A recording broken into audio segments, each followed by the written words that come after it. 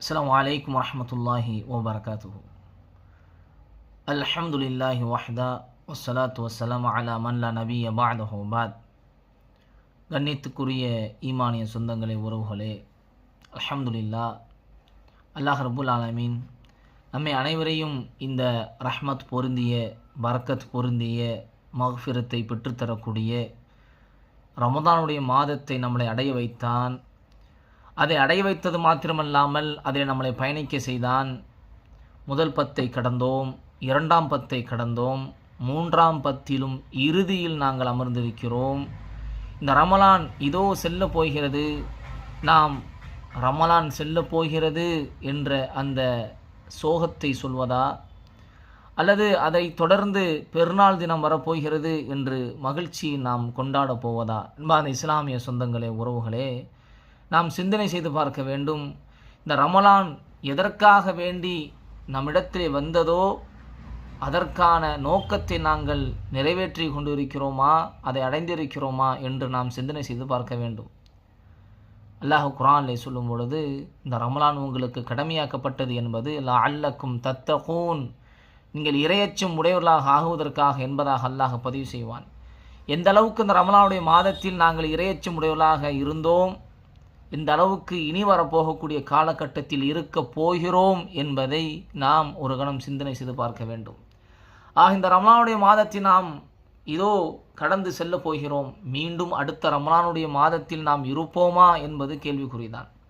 கால சுழற்சியின் அடிப்படையில் அல்லாஹ் ஒவ்வொரு ஆண்டும் அல்லாஹ் ரமலானை நமக்கு கொடுப்பான். ஆனால் அந்த ரமலானை நாம் அடைவதற்கு நாங்கள் இருப்போமா, அமல் செய்வதற்கு நாங்கள் இருப்போமா என்பது கேள்விக்குறிதான். நிச்சயமில்லாத வாழ்க்கை, நிச்சயமில்லாத வாழ்க்கை. இன்று உறங்கக்கூடியவர் நாளை விழிப்பாரா என்பதே கேள்விக்குறியாக இருக்கக்கூடிய வாழ்க்கை. அல்லாஹ் கொடுத்த இந்த ரமதான், அல்லாஹ் நம்மளை இந்த ரமலானில் நம்மளை நடைபோட வைத்தானே, அதுவே மிகப்பெரிய ஒரு அருட்கொடை, அதுவே மிகப்பெரிய அருட்கொடை. அல்லாஹுக்கு நன்றி செலுத்த வேண்டும். நாம் இந்த ரமலானில் அதிகமாக எந்த அளவுக்கு அமல் செய்தோமோ அதே போன்று வரக்கூடிய மாதங்களில் அமல் செய்யக்கூடியவர்களாக இருக்க வேண்டும். இந்த ரமலானின் எத்தனை முறை பாவ மன்னிப்பு கேட்டிருப்போம், எத்தனை முறை அல்லாஹ் என்னை மன்னித்து விடு, எவ்வளவோ பாவங்கள் செய்திருக்கிறேன் என்று மன்றாடி இருப்போம். அல்லாஹ் கண்டிப்பாக மன்னிப்பான், கண்டிப்பாக மன்னிப்பான். அல்லாஹ் மன்னிக்கக்கூடியவன், மன்னிப்பை விரும்பக்கூடியவன். மன்னிப்பை கேட்டதற்கு பிறகு மீண்டும் அந்த தவறில் சென்று விழாமல் நம்மளை நாம் பாதுகாத்துக் கொள்வோம், அதற்கு முயற்சி எடுப்போம். இன்றைய ரமலானுடைய காலத்தில் ஹலாலாக இருக்கக்கூடிய எத்தனையோ விஷயங்கள், குடிப்பது, உண்பது, யாரும் பார்க்காவிட்டாலும், யாரும் நம்மளை கண்காணிக்காவிட்டாலும் அல்லாஹ் பார்க்கிறான் என்று நம்முடைய மனோ இச்சைகளை கட்டுப்படுத்தி வாழ்ந்தோமே. அல்லாஹ் அக்பர், அல்ஹம்துலில்லாஹ். அதே போன்று மீதி வரக்கூடிய மற்ற மாதங்களிலும் நம்முடைய பாவங்களை விட்டு விலகி இருப்போம், நல்ல காரியங்களை செய்வோம், மக்களிடத்தில் நல்ல முறையில் அணுகுவோம், நல்ல அமல்களை செய்ய ஆரம்பிப்போம்.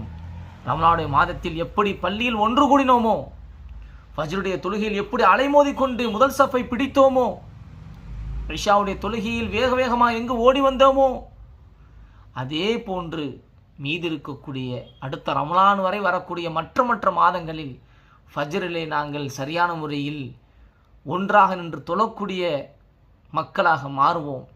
இஷாவுடைய தொழுகையில் மாறுவோம், உஹருடைய தொழுகையில் மாறுவோம், அஷருடைய தொழுகையில் மாறுவோம். இப்படி எல்லா வக்துடைய தொழுகையையும் நாம் சரியான முறையில் தொழக்கூடியதாக இருப்போம். நோன்பு திறப்பதற்காக வேண்டி இஃப்தாரை ஒவ்வொரு பள்ளியிலும் ஏற்பாடு செய்தார்கள். எவ்வளோ கூட்டங்கள், சுப்ஹானல்லாஹ், எவ்வளோ கூட்டங்கள், பள்ளிக்கு தகுந்தவாறு எவ்வளவு மக்கள், பார்ப்பதற்கு கண் குளிர்ச்சியாக எல்லோரும் ஒன்றாக அமர்ந்து அல்லாஹ்வை திக்ர் செய்த வண்ணம், அல்லாஹ்வை புகழ்ந்த வண்ணம், நோன்பு நோற்றவர்களாக சின்ன பிள்ளைகளோடு நம்முடைய குடும்பத்தோடு நோன்பு நோற்றவர்களாக அந்த இஃப்தாரை நாங்கள் செய்துவிட்டு, நோன்பு கஞ்சை குடித்துவிட்டு பள்ளிக்கு தொழுவதற்காக சென்றால் சுபஹானல்லாஹ், சுபஹானல்லாஹ், சஃப்புகள் நிறைந்து வழியும், பார்ப்பதற்கு கண்குளிர்ச்சியாக இருக்கும். மக்ரிபுடைய தொழுகை ஜும்ஆவுடைய தொழுகையை போன்று மகிழ்ச்சி தரக்கூடிய ஒரு காட்சியை நாம் பார்த்தோம்.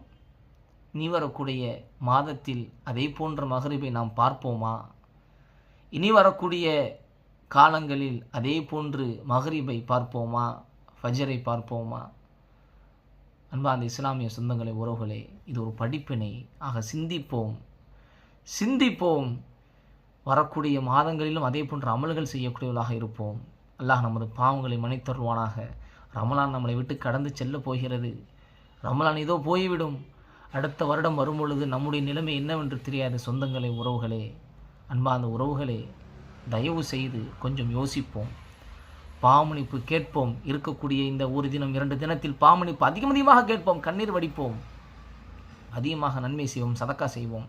மீதி வரக்கூடிய மாதத்தில் சரியான முறையில் நேரத்திற்கு தொழக்கூடியவர்களாக, நேரத்திற்கு பள்ளியை அடையக்கூடியவர்களாக, அதிகமாக மார்க்க ஈடுபாடு கொண்டவர்களாக நாம் மாறுவோம். தொழுகையிலே கவனம் செலுத்துவோம், சதக்காக்களை செய்வோம். அல்லாஹ் ரப்புல் ஆலமீன் இந்த ரமலானில் எப்படி ஒன்றாக அமர்ந்து நோன்பு நோர்த்தோம், ஒன்றாக ஃபஜ்ருடைய தொழுகை தொழுதோம், இரவு தொழுகை தொழுதோமோ, அதே போன்று அடுத்து வரக்கூடிய ரமலானிலும் நம் அனைவரையும் அந்த மாதத்தில் நுழைத்து பாவமன்னிப்பு கேட்கக்கூடிய ஒரு வாய்ப்பை அல்லாஹ் நமக்கு கொடுத்து, ஒன்றாக நோன்பு நோற்று ஒன்றாக இஃப்தார் செய்து, ஒன்றாக நோன்பு நோற்று ஒன்றாக இஃப்தார் செய்து, ஒன்றாக பள்ளியில் தொழுது அல்லாஹை வணங்கக்கூடிய மக்களாக அல்லாஹ் ரப்புல் ஆலமீன் நம்மளை ஆக்கி அருள்வானாக. அஸ்ஸலாமு அலைக்கும் வரஹ்மத்துல்லாஹி வபரகாத்துஹு.